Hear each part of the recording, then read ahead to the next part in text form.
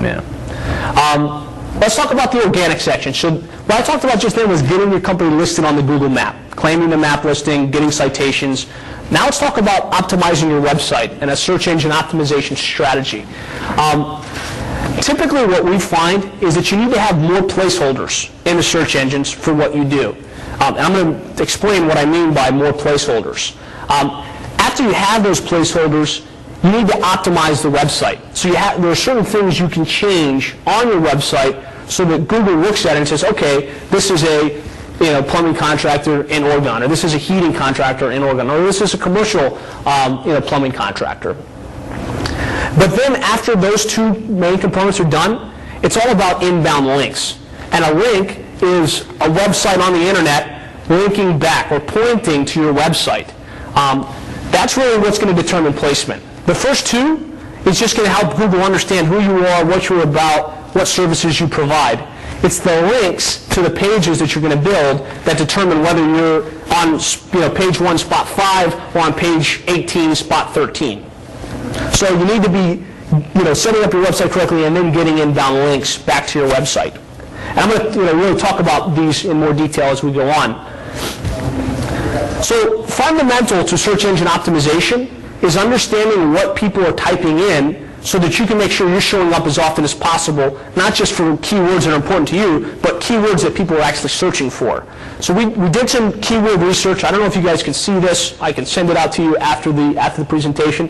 But this is a list of the most commonly searched plumbing-related keywords. I'm going to look at the HVAC ones in a second. But obviously, it starts with the most common, right? Plumber, plumbing contractor, residential plumber, residential plumbing, 24-hour emergency plumbing contractor, on and on, all the way down to things like water heaters and specific brands of water heaters. So the importance behind having this list of keywords and expounding on it is if you know what the keywords are, then you can build pages on your website that are optimized for these different keyword combinations. Excuse me. Yes? Is that listing, is that pretty much in the chronological order? It's actually this, we searched it, we sorted by search volume, and this is actually sorted by the top being the most searched, all the way to the bottom being the least searched. And we can, our list of keywords for our clients actually goes about 250 keywords deep, because there's that many different keyword combinations and permutations. Within HVAC, you've got air conditioning, air conditioner, AC conditioning, furnace, HVAC, air contractor, and the list goes on and on. There's no sense in me reading all these out, but if you want access to this list of keywords, all you have to do is go to plumberseo.net/free. All those keywords are listed in our guide. I'll send that out to you completely free of charge. You could also text your name and email address to that number, 305-240-6945, and it'll automatically send it to you that way as well. I'll show this again in a second, or at the end of the presentation. So, more pages and more placeholders on the search engines. That's what I talked about. To help you understand what I mean by that, the typical plumbing website or HVAC website that I see on the marketplace has about 5 to 6 pages. Home, about us, our services, with a list of services, contact us, and then maybe a coupons page. So what we know as SEO consultants is every page on your website can only be optimized for between 1 and 2 keyword combinations. And those about us, our services, really aren't even the types of keywords that you want to make sure you're showing up for.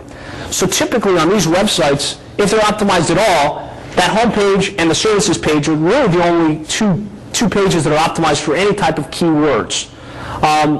So what we find is you want to build out that website so that you have all of the different keywords that you want to be showing up for with a page for those keywords. So home, about us, contact us, our services, yes, you want to have those, but you also want to have a page for each one of your services.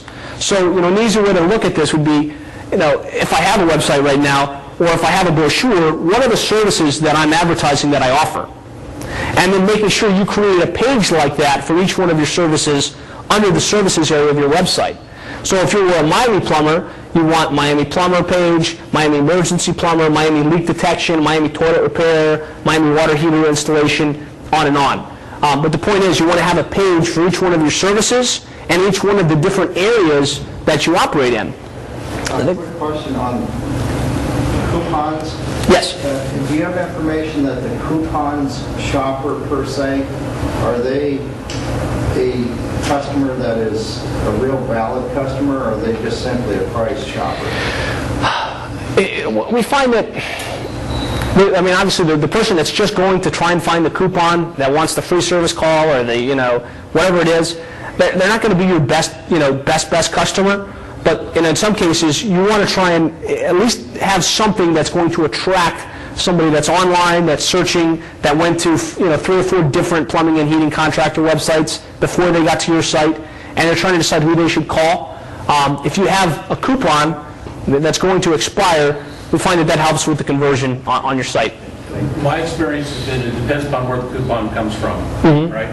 When we first started our business, we started from scratch, and we went door to door, leaving door hangers with coupons. Okay, and people would come home, they would see this, and they would have a reason to call us. That particular coupon campaign, that was incredibly effective. Now, we also put coupons in like the local coupon thing and whatnot. Valpak or whatever. Valpak, whatever. Those people, the coupon clippers, that was a problem, and we ended that program. We ended that program right away. Yeah, and to that point, if you're looking at Groupon or Living Social, I don't know if you guys are familiar with these. These are really popular coupon websites. We're finding that, at least in this industry, the people you get through those types of sites aren't the kind of customer that are going to, be working with you on and on into the future. They're literally just looking for that one coupon, and they disappear on you. May I make a comment on that? Absolutely. The only thing to think about, though, is the future of your company. These Groupon people that are looking for the coupons, that's our future. And that's the only thing that I will leave you with, because they are the coupon shoppers, online coupon shoppers. So. Good point. And if you do go that route, make sure you have a strategy in place to capture their name, their email address, their contact information, and nurture that relationship. So send them something via email or via mail on an ongoing basis, because if you don't, they're going to use you that one time and disappear. So back to the SEO strategy, you want to have a page for each one of your services, and beyond that, you want to have a sub-page for each one of the sub-cities that you operate in. So, in this case, I'm just talking about Miami, but it applies anywhere. Typically, I find that plumbing and heating contractors service somewhere between a 25 and 50-mile radius. Some more, some less. But there's going to be one primary city in that area, in this case, Miami. But there's going to be a lot of little sub-cities in and around Miami, or your main city as well, like Kendall, Doral, Homestead. And in order to show up for all those little sub-cities in your area, you have to create a page for it. So you want, Kendall Plumber, plumbing contractor, Doral Plumber, plumbing contractor. And you would list that under our service area and have a page for each one of your sub-cities. And this strategy works very well because a lot of the plumbing contractors haven't started developing their site to that level. So just by having a page on your website that's optimized for a little city in your area with some of the other link building stuff I'm going to be telling you about, you'll rise in the search engines and have easily top placement for those types of keywords. Does that make sense on that piece? Okay. So, on-page optimization. So the things you need to do on your website when Google looks at the website so they can understand what your site is all about. The number one thing that you need to change on your website is your title tag. And that's this. If you look at any website, that bar reads something. And it's very easy to change. Either you could tell your web developer, I need to change my title tag, or if you have one of the more updated content management systems, they have a place, change your title tag. What I find in most cases, the title tag for plumbing and heating contractors is the name of the company, Joe's Heating Service, or Joe's Plumbing Service. And that's a major miss, because you've told Google that your website is about Joe's Plumbing Service. And nobody's searching, unless they want to find you specifically, they're not searching Joe's Plumbing Service. They're searching Miami Plumber, or they're searching Miami Plumbing Contractor, or they're searching based on what they're looking for. So my recommendation on how you can change this out is put your number one keyword at the front and I'm talking right now about your homepage, at the very front. So Miami Plumber, and then put your company name, and then put a secondary keyword that's important to you.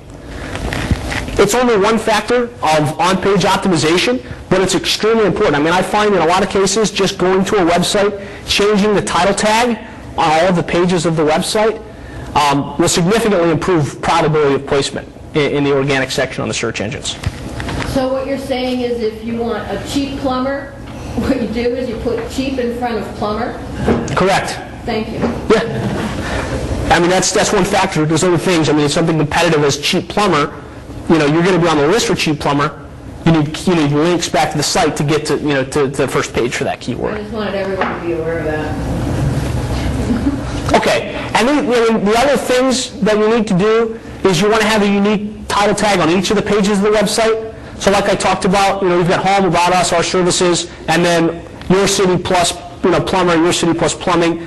You need to have that title use that keyword on a different keyword on every page. So every page on your website, for all intents and purposes, is optimized for one or two of these keywords. You want to have an H1 tag restating that keyword later down the page. Some of this is going to maybe be over your head. That's where the implementation guide will come in handy. It'll really show you how to do some of this stuff. If you have images on the page, name those images by the keyword. So if you've got a Miami water heater installation and repair page, and you've got a picture of a contractor out fixing a water heater, name that image Miami water heater installation and repair, and name the images on your site. Because when Google looks at it and it sees that image, it can't understand what the image is, but if you tell it or if you name it that keyword, Google will understand, and it helps with placement. The other thing is you want to make sure your URL contains your keyword, which is www.mycompany.com/Miami water heater installation. You can be strategic with what that end section of your URL is. Use anchor text. Submit an XML sitemap. This one's pretty important, and it's not as hard as it sounds. If you go online and you just type in XML sitemap generator, there's a ton of tools out there that are completely free. You type in your website address, and it will shoot you a customized XML sitemap. And then you can go to Google or to Bing, or actually probably to both, set up an account, just type in Google Webmaster Tools, and create a username and password, claim your website, upload the sitemap, and this is important because unless Google has this sitemap, it's not going to know that you built out all these pages on your website. So you took the time and the initiative to take your website from home, about us, our services, to a 50-page website with all of the different keywords that are important to you.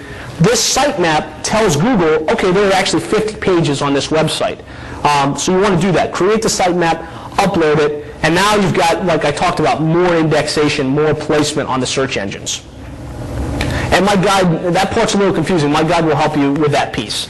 But all of that stuff, all that does is get you on the search engine for the keywords that are important to you. It doesn't mean you're on spot 1. It doesn't mean you're on page 5.